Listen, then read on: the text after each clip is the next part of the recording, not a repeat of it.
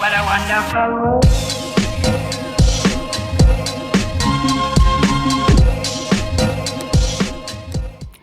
Hello hi welcome to my channel Suhas journal ஜாட்டிங்ஸ்.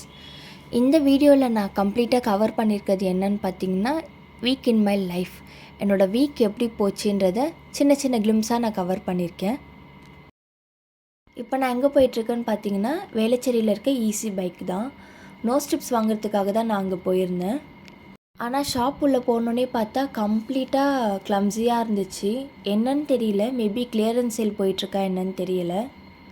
இதுக்கு முன்னாடியே நான் ஈஸி பை போயிருக்கேன். க்ளோத்ஸ் எதுவும் பர்ச்சேஸ் பண்ணது கிடையாது, சும்மா பார்க்குறதுக்காக போயிருந்தோம். அந்தளவுக்கு கலெக்ஷன்ஸ்லாம் எனக்கு பிடிச்ச மாதிரி இல்லை. பட் அங்கே வாங்கலாம், நல்லா தான் இருக்கும். கிட்ஸ் கலெக்ஷன்ஸ்லாம் ஓரளவுக்கு நல்லா இருக்கும். அதே மாதிரி வீட்டில் போடுற பைஜாமாஸு, குவாட் செட்ஸ் எல்லாமே ஓகேவாக இருக்கும், நல்லாயிருக்கும். அஃபோர்டபுள் ப்ரைஸ் ரேஞ்சில் வாங்கணுன்னா அங்கே வாங்கலாம். அங்கேருந்து நாங்கள் ஃபஸ்ட் ஃப்ளோர் வந்து குர்த்தி செக்ஷன் பார்க்குறதுக்காக வந்திருந்தோம். ஓகே, அங்கேயும் பிளேசஸ்லாம் மோசமாக தான் இருந்துச்சு. பட் கலெக்ஷன்ஸ் ஓரளவுக்கு ஏதோ புதுசாக எடுத்துகிட்டு வந்திருக்காங்க போல். நிறைய பார்சல்ஸ் இருந்தது. மேபி அதிலேருந்து எடுத்து நிறைய கலெக்ஷன்ஸ் வச்சுருந்தாங்க. சிலதெல்லாம் பார்த்தா ஒன்றுமே கிடையாது. இந்த க்ரீன் கலர் குர்த்தியெல்லாம் ஒன்றுமே இல்லை. பட் இதுக்கு இவ்வளோ ப்ரைஸா அப்படின்ற மாதிரி இருந்துச்சு. குவாலிட்டியும் பார்த்தா அந்த அளவுக்குலாம் இல்லை. ஏதோ ஒரு 2 வாஷ்லேயே வந்து போயிடுற மாதிரி தான் இருந்தது. கலரும் அந்தளவுக்கு பிரைட்டாகவும் இல்லை, டல்லாக தான் இருந்துச்சு. பட் சில இதுவெல்லாமே வந்து நல்லா இருந்துச்சு. அதெல்லாம் சிலது அஃபோர்டபுள் ரேஞ்சில் வாங்கலாம். இந்த 299 இது எல்லாமே வந்து கொஞ்சம் பிரைட்டாகவும் இருந்துச்சு, நல்லாவும் இருந்துச்சு. ஆஃபீஸ் வியர்க்கெலாம் யூஸ் பண்ணிக்கலாம். இதுவும் அந்த வீக்கில் ஒரு ரேண்டமான டே தான். சரி, எங்கேயாச்சும் வாக் போகலான்னு சொல்லிவிட்டு நாங்கள் பள்ளிக்கரணை பார்க்குக்கு போயிருந்தோம். அங்கே வந்து பார்த்திங்கன்னா, இது வரைக்கும் டிக்கெட்ஸு அப்படின்றது வந்து வாங்கினதே கிடையாது. நாங்கள் ரொம்ப நாள் கழித்து போனால் பார்த்தா டிக்கெட்ஸோடு தான் உள்ளே போகணுன்ட்டாங்க. க்யூஆர் கூட ஒர்க் ஆகவே இல்லை. அப்புறம் பே பண்ணிவிட்டு போகிறதுக்குள்ளே எப்பாடான்னு ஆயிடுச்சு. பார்க் முடிச்சுட்டு வெளியில் வந்தால் அங்கே ஒரு நர்சரி ஷாப் பார்த்தோம்.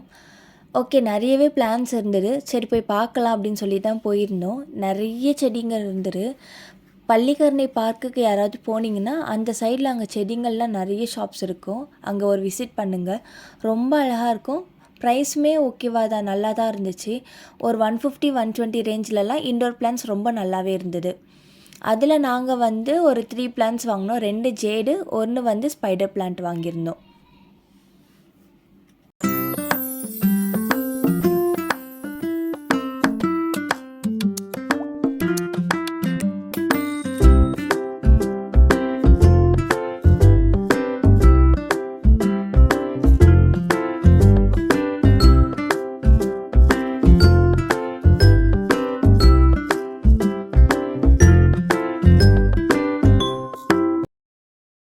கொஞ்சம் அட்ஜஸ்ட் பண்ணிக்கோங்க. ஏன்னா இது மெயின் ஏரியான்றதுனால வண்டி போயிட்டு தான் இருக்கும். அது எதுவும் நம்மளால் பண்ண முடியாது. பிளான் செட் பண்ணலாம் அப்படின்றதுனால தான் எடுத்திருந்தேன். பிளான்ஸ் வாங்கிட்டு வந்து ஆல்மோஸ்ட் 2 டேஸ் மேலே ஆகிடுச்சு. பட் ஆனால் இன்னும் நான் செட் பண்ணவே இல்லை. சரி, மார்னிங் என்ன பண்ணேன், லஞ்ச் ஒர்க் எல்லாமே முடிச்சுட்டு பிளான்ஸை செட் பண்ணிடலாம் அப்படின்றதுல தான் நான் எடுத்திருந்தேன். எல்லாத்தையும் எடுத்து வச்சுட்டேன். ஆனால் எங்கே ஸ்டார்ட் பண்ணி எங்கே முடிக்கிறதுன்னு எனக்கு இன்னும் ஐடியாவே கிடைக்கல.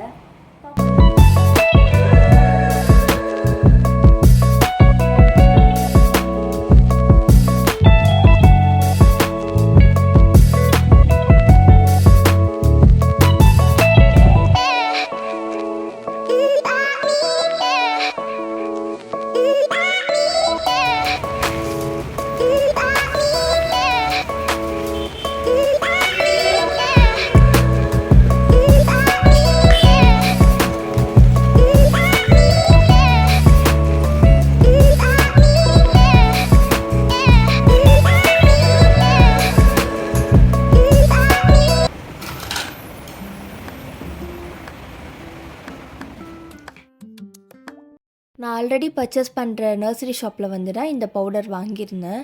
வீக்லி ஒன்ஸ் வந்து 1 ஸ்பூன் செடியோட இதில் வந்து போட்டிங்கன்னா க்ரோத் நல்லாயிருக்கும் அப்படின்னு சொல்லி தான் கொடுத்துருந்தாங்க. அதே மாதிரி ஜேட் பிளான்ட்டில் என்னன்னு தெரியலை, இந்த லீஃப் வந்து விழுந்துகிட்டே இருக்குது. அது எதனால், ஏதாச்சும் ப்ராப்ளமாக என்னன்னு தெரியல. நான் நட்டு வைக்கும்போது தான் கவனித்தேன். நான் வாங்கிட்டு இருந்த அந்த பேக்லேயே வந்து ஒரு 2-3 லீவ்ஸ் வந்து விழுந்துருந்துரு. அது எதனா தெரிஞ்சுன்னா யாராவது கமெண்ட் பண்ணுங்கள்.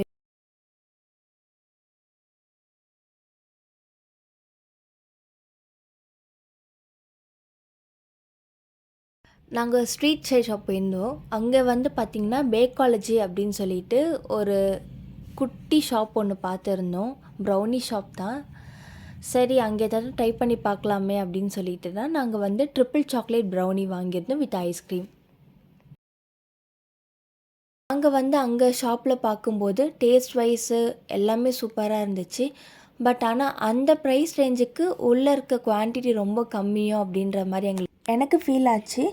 மற்றபடி டேஸ்ட் எல்லாமே சூப்பராக இருந்துச்சு. அதே மாதிரி அங்கே சீட்டிங் ஏரியாலாம் கிடையாது. ஸோ ஏதாச்சும் ஒரு ஓரமாக உட்காந்து சாப்பிட்ற மாதிரி தான் இருக்கும். அதுவும் நல்லா தான் இருந்தது.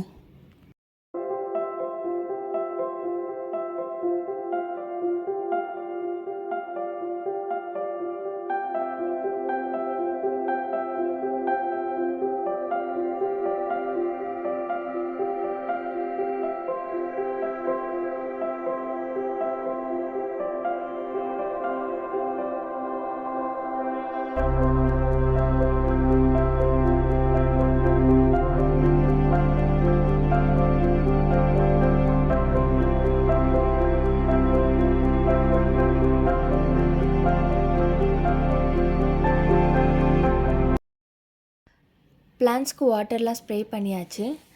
தென் வந்து லன்ச் ப்ரிப்பேர் பண்ணலான்னு சொல்லிட்டு வந்திருந்தேன். அன்றைக்கி என்ன மெனு வச்சுருந்தேன்னா சாம்பார், உருளைக்கிழங்கு மசியல், சாதம், ரசம், அவ்வளோதான். ஓகே, சாம்பாருக்கு பருப்பு ஊற வச்சுட்டு அண்ட் சைட் பை சைடு வந்து என்னோடய பையனுக்காக ஸ்நாக் ரெடி பண்ணலாம் அப்படின்னு சொல்லி தான் நான் பார்த்துருந்தேன்.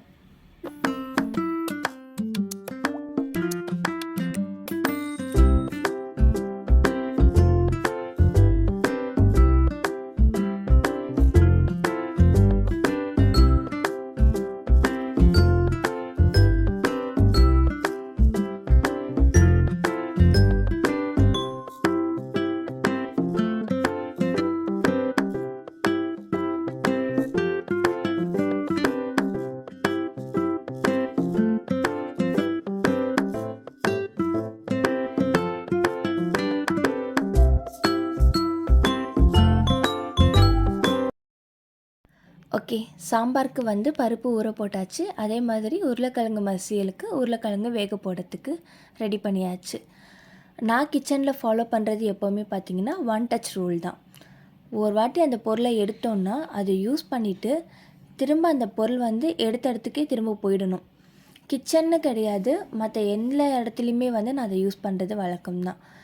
மோஸ்ட்லி கிச்சன் வந்து அது கண்டிப்பாக இருக்கும். அதே மாதிரி கிச்சனில் அது நான் வைக்கிற பிளேஸில் மட்டும்தான் அது இருக்கணும். வேறு யாருமே அங்கே மாற்ற முடியாது, மாற்றவும் கூடாது. எனக்கு சுத்தமாக பிடிக்கவே பிடிக்காது.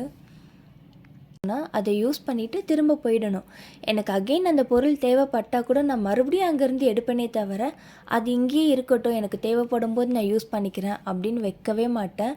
அது எனக்கு வைக்கவும் அந்த பழக்கமும் வரவே வராது. அன்றைக்கி நான் வந்து உடச்சக்கல்ல லட்டு தான் பண்ணியிருந்தேன். ஓகே, வீடியோ எடுத்திருந்தேன். அதையும் அப்படியே உங்களுக்கு காமிக்கலாமே அப்படின்னு சொல்லி தான் நான் இதில் கவர் பண்ணியிருந்தேன். பெருசாக நான் என் பையனுக்கு கொடுக்குற ஸ்நாக்ஸ் எல்லாமே வந்து பார்த்திங்கன்னா வீட்டில் ப்ரிப்பேர் பண்ணதாக தான் இருக்கும். மோஸ்ட்லி ப்ரிப்பேர் பண்ணலைன்னா தான் நான் ஷாப்பில் வாங்கி கொடுக்குற மாதிரி இருக்கும். முடிஞ்ச வரைக்கும் எதெல்லாம் வந்து அவனுக்கு கட் டவுன் பண்ணணும் அப்படின்றத நான் ட்ரை பண்ணுவேன். அவுட் சைட் ஃபுட் எல்லாமே மோஸ்ட்லி கட் பண்ணிவிட்டு அதை வீட்லேயே ப்ரிப்பேர் பண்ணி தரணும் அப்படின்றது தான் நான் ரொம்பவே ப்ரிப்பேர் பண்ணி கொடுக்கறதுக்கு தான் நான் ட்ரை பண்ணுவேன். பாதாம், முந்திரி, திராட்சை இது 3மே வந்து நான் அதில் போட்டிருந்தேன். அது 3மே வந்து கீயில் ரோஸ்ட் பண்ணி எடுத்துகிட்டு அகெயின் வேறு ட்ரை பேன் வச்சு அதில் எடுத்திருந்த 1 கப்பு உடச்ச கடலையை வந்து அதில் போட்டு ரோஸ்ட் பண்ணிவிடுங்க. அதுக்கு ஸ்வீட்னஸ்க்காக வந்து நான் 1/2 கப் ஒயிட் சுகரும் 1/2 கப் வந்து ப்ரௌன் சுகர் எடுத்திருந்தேன். என்னை பொறுத்த வரைக்கும் ஒயிட் சுகர், ப்ரௌன் சுகர் 2மே சேம் தான். பெருசாக அதில் டிஃப்ரென்ஷியேட் பண்ண தெரியாது. அன்ஹெல்தியாக, ஹெல்தியாக அப்படியெல்லாம் எனக்கு தெரியாது. இது பாலிஷ்ட், அது அன்பாலிஷ்ட், அவ்வளோ மட்டும்தான் எனக்கு தெரியும். ஸோ நான் வந்து 2 சுகருமே ஆட் பண்ணி தான் அன்றைக்கி நான் ப்ரிப்பேர் பண்ணியிருந்தேன். உடச்சக்கல்ல ரோஸ்ட் ஆனதும் பார்த்தா லைட்டாக தீச்சிட்டேன். ஸோ நீங்கள் வந்து ப்ரௌனிஷாக இருந்த போதே எடுத்துருங்க. எனக்கு அங்கங்கே ஒன்று வந்து பிளாக் ஆகிடுச்சு. ஸோ அதெல்லாமே எடுத்துகிட்டு மீதி இருக்க உடச்சக்கல்லையே ஜாரில் போட்டு நான் கிரைண்ட் பண்ணியாச்சு. நல்ல பவுடர் கன்சிஸ்டன்சியில் எடுத்துக்கோங்க. சுகருமே பவுடராக இருக்கணும், அதே மாதிரி உடச்சக்கல்ல எதுவுமே பவுடராக இருக்கணும். உடச்ச கடலையை வந்து பவுடராகவும் எடுத்தாச்சு, சுகரையுமே வந்து பவுடர் பண்ணியாச்சு. ஸோ இது ரெண்டையுமே கம்பைன் பண்ணி உருண்டை பிடிக்கணுன்னா அதுக்கு கொஞ்சம் லிக்யூடாக எதாவது தேவைன்றதுனால நான் அகெயின் கீயை ஹீட் பண்ணிவிட்டு இதில் ஊற்றிக்கிட்டேன். அந்த சூட்லேயே வந்து என்ன பார்த்திங்கன்னா சுகர் லைட்டாக மெல்ட் ஆகிற மாதிரி இருக்கும். ஓகே, அந்த ஈரப்பதத்துலேயே அந்த ஹீட்டோட வந்து உருண்டையை டைட்டாக பிடிச்சி வச்சிங்கன்னா அது க்ரிப்பாக அப்படியே இருக்கும், இல்லைனா பவுடராக உதிர்ந்து விழுந்துடும்.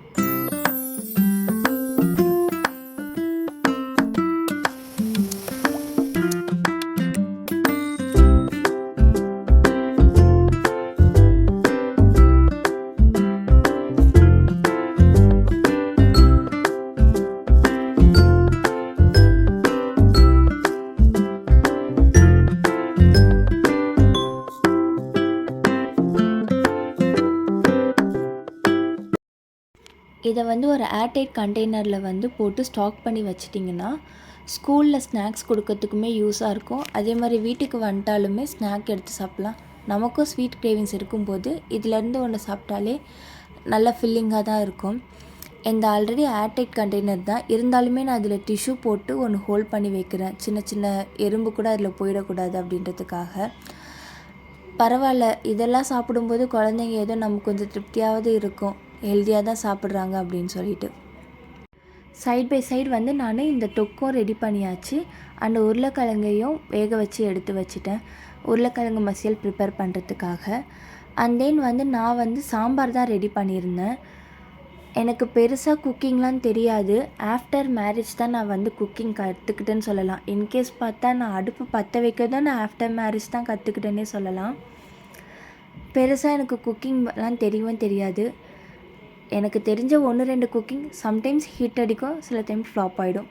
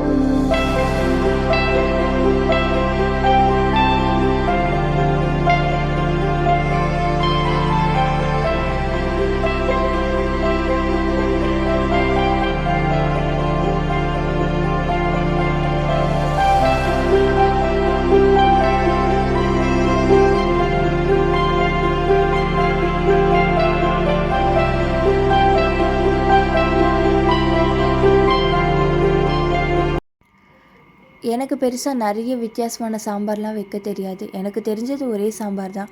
டிஃபன் சாம்பார் பண்ண சொன்னாலும் அந்த சாம்பார் தான், சாப்பாட்டுக்கு பண்ண சொன்னாலும் அதே சாம்பார் தான், பிஸ்மில்லாபாத் பண்ணணுன்னாலும் அதே சாம்பார் வச்சு ரைஸோடு மிக்ஸ் பண்ணுறது. இந்த ஒரு மெத்தட் தான் எனக்கு தெரியும். அதுலேயே வந்து நான் பெருசாக இல்லை மசாலாஸ்லாம் யூஸ் பண்ண மாட்டேன். வெறும் சாம்பார் பவுடர் மட்டும்தான். பருப்பை வேக வைப்பேன், காய் வேக வைப்பேன், ரெண்டுத்தையும் ஜாயின் பண்ணிவிட்டு ஓகே, வீடியோவோட எண்டுக்கு வந்தாச்சு. தேங்க்ஸ் ஃபார் வாட்சிங். பாய்.